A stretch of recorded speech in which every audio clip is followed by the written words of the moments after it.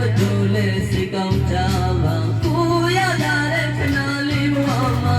လူသားဆန်တဲ့စိတ်ဓာတ်ကိုမွေးပါ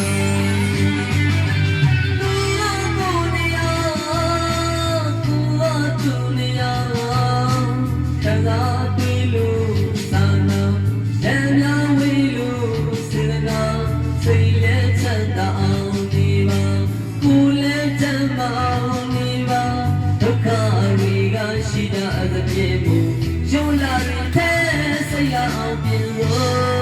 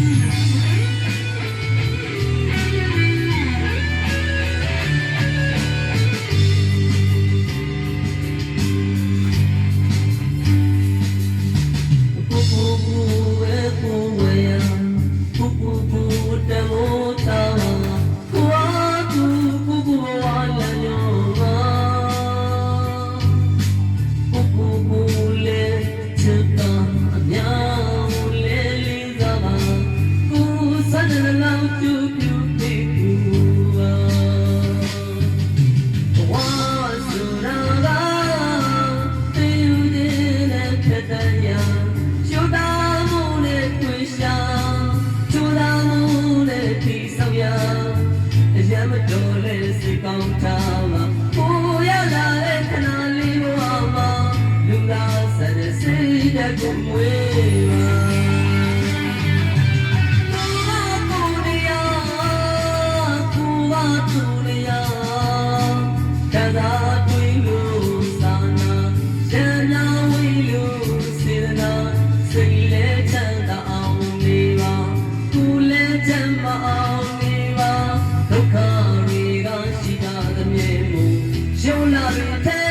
စိတ်အောင်မြင်လို့ကိုနေရကိုဝတ်တူနေရ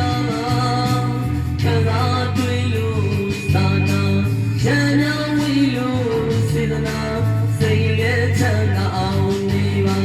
ကိုလည်းချမ်းသာအောင်နေပါဒုက္ခတွေကရှိကြမသမြဲဘူးရုံလာပြီးတဲ့စိတ်အောင်မြင်လို့Carry on,